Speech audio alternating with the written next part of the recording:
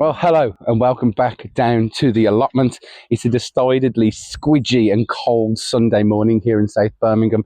My name is Lee, and along with my fellow allotmenter Dan, my other half Rachel, and my little girl Lyra, we are trying to grow stuff and build a very beautiful family-friendly kind of allotment down here in Birmingham. It is very squelchy. I don't know whether you can hear the noises my feet are making in the mud right now. It's pretty disgusting.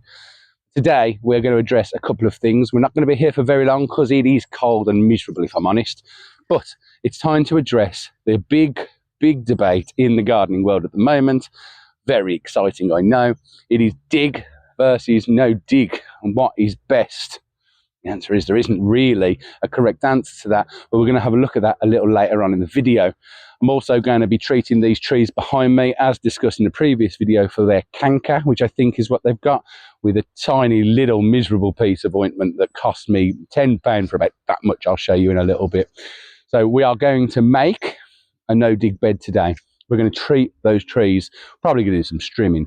Dan has been down here. We'll go and check in a moment. He's been putting a roof on the shed just over there, so that's good. We've got a waterproof shed and we've got a potting table in there now, because that's the sort of thing Dan does. He's more manly than me, really, in most respects. So yes, a few things going on today. We'll keep ourselves warm, okay? Hope you're enjoying the videos. If you are, as more people seem to be coming, please do us a favour, do the like and subscribe thing. You know the drill now. You're watching me on YouTube. And we'll go and have a look at what we're going to do today. Dan has been down here early this morning, working hard. He's put ourselves a roof up on our shed. Yes, she is a bit of a ramshackle old girl. She was here when we got the plot, but we're going to try and do her up, I think. And if we go in to the shed, he's also made a potting table in the corner. Look at that. Up we go. We've got ourselves a potting bench in here made with scraps of wood that were left behind. So that's really cool. The shed's starting to take shape. We get some hooks and stuff up on the walls here and stuff. And get our tools and gear on there. Make her airtight, because she is ramshackle at best. But it's a good start. So, as promised, we're going to talk dig versus no dig. If you are new to getting an allotment, you're new to gardening, or you just haven't come across it yet, which is unlikely, you will have witnessed the argument that is dig versus no dig gardening, very much appropriate for allotments. Now, warning, this is genuine allotment talk now, okay? The problem is, it doesn't really matter. A lot of us are driven to our decisions by the type of plots that we already have. Yet, if you weren't to know that and you venture out into the scary world of social media, Facebook being a real bugger for it, you would think that if you decide to go no dig, that you were absolutely insane, a scumbag, and that you don't like the planet for some reason. No idea. I've got no idea why. I think it's to do with old school gardeners thinking that you shouldn't be able to have a plot without digging. But you can. And it doesn't matter. That's cool that the people don't like no dig, and it's cool that people are into both sides of it. The thing is, you might need to do no dig. It's a lot easier, and the pros for no dig outweigh the negatives in all sides of the argument, if I'm honest. So digging, as much as it says, you dig a bump for bump for bump, you put a bit more organic matter into there, you plant your seeds and they grow. And there's probably, and there will be, lots more to it. I'm not a horticulturalist by any means, but there's a lot of digging involved. Now, that's all right for some of us. It ain't for others of us, you know? We have limitations. Some people have limitations. However, no dig here on this plot is almost a must, because we have really clay soil in parts of Birmingham, and if you dig down into it about that far in, you're just getting clay, and it's crap. And when it dries up, you've just got dry clay on the top of your soil. So, as I say, I am not an expert, but if you do what I'm about to show you, it can improve the soil underneath. So if you've got clay soil, what you're going to do, you're going to put a layer of cardboard down, Then you're going to put various sort of organic material. And what that's going to do is it's going to encourage worms to come up, and that's going to take the good stuff back down. So you're improving your soil, you're stopping soil erosion. And over the years, your plot soil is going to get a lot better for it. Okay? Now, be prepared. If you're going to do this, there's somebody going to tell you that you're doing it wrong. It doesn't matter. Some people are probably going to tell me what I'm showing you now is doing it wrong. It doesn't matter. Okay? We're all paddling our own canoes, and we're all figuring out what the hell we're doing. The people that say they're doing it fantastically right, there's going to be another person saying you're doing it completely wrong. There is going to be no winner in this situation. However, the basics are you put some cardboard down, you put some organic matter on top, you put some compost on the top of that, you plant your stuff, and hey presto, you've got a no-dig bed. It's not rocket science. Okay? Let's go and have a look. I'll show you how I'm going to make one. Okay, here we have the bed. She's a small one, and we're going to put some broad beans in here just because I want to get something in the ground growing really. So that is just soil under there. Yes, the cardboard looks a bit messy.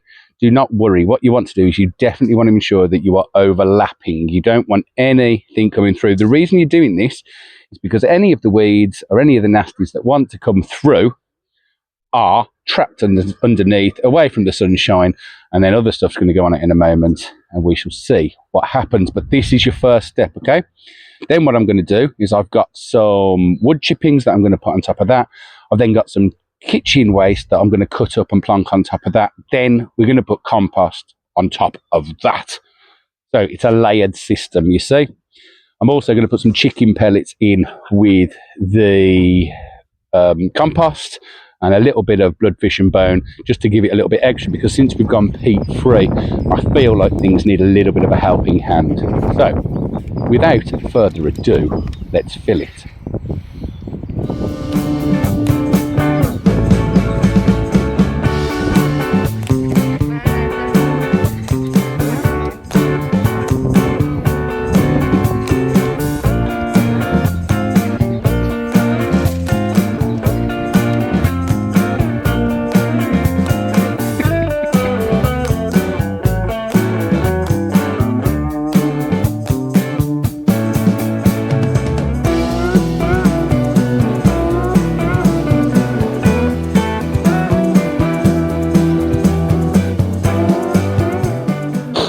And just like that, we have our first proper raised bed of the year, ready to go, and have netting put over. I think we're going to put some broad beans in here to get things kicked off. So it's not that difficult. And this actually took a bag and a half of the compost that we have here, which is, I think it's 80 litres in a bag. Yeah, 80 litres in a bag. So it took about 120 litres-ish with the sort of organic material underneath it, and then that kitchen waste. There we go. Not only that, we've had a blooming exciting sort of day going on down here. Dan has been doing loads with the shed today. If we go having a wander around here, it's really cool now, because you used to just be able to walk over the middle of things, but you can't anymore because there's stuff in the ground growing, which is bloody exciting, isn't it? Here's Dan, been hard at work. As I said earlier, we've got the roof, and I'll wander around here and try not to fall into the pond. And around the side, this here was sort of abandoned fencing. Ooh, a bit wobbly there. And look at that, that was a completely exposed side to the shed before. I love allotment sheds, higgledy-piggledy bits of this and that and the other. And she's coming on, and this is Dan's baby. I'm hopeless when it comes to sort of building stuff. And she's coming along, an absolute beaut, with the potting shed, with the potting table in here now as well. Just shown you earlier, but we've got those drawers underneath it as well. We give every illusion of being organised. Then up here, Rachel has been filling the beds in the girls' area of the allotment. Beware you don't tread on the rake. Here we go, look. This is Lyra's bed here, almost made. Middle one still has some work to be done. And then here, this one at the end is almost done as well. So all in all, we've had 3 different projects going on today at the allotment, which is very exciting.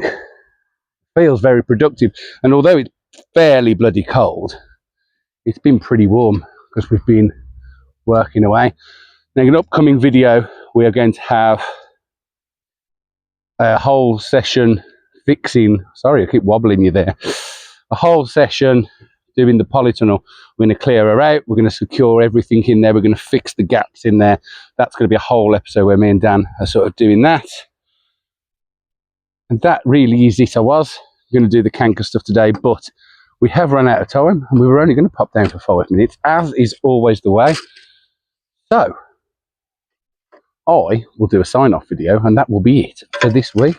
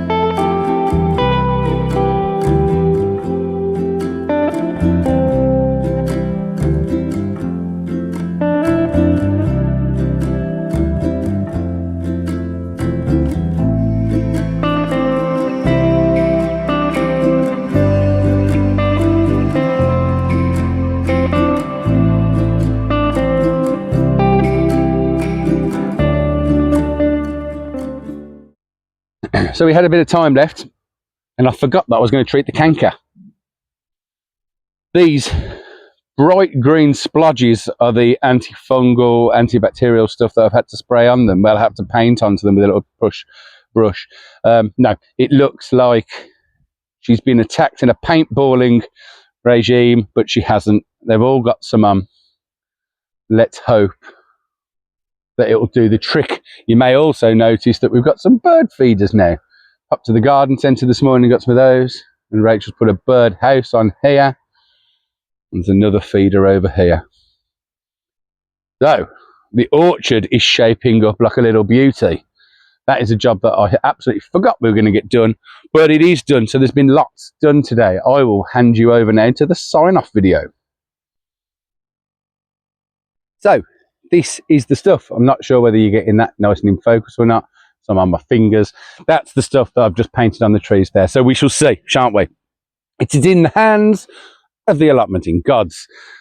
So yes, a fantastic day down here at the allotment. Never thought we were going to get that much done, but there were 3 things going on at the same time. The shed is being done. The girls' beds are now full.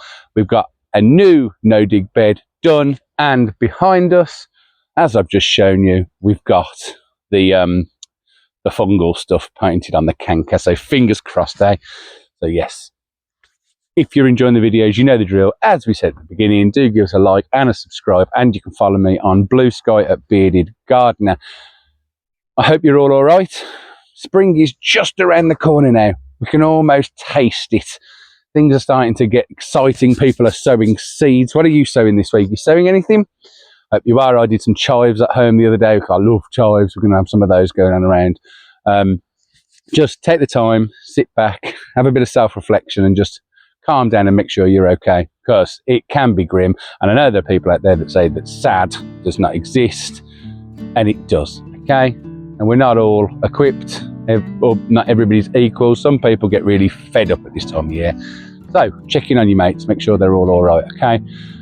And just remember, it is just around the corner. Until next time, safe gardening.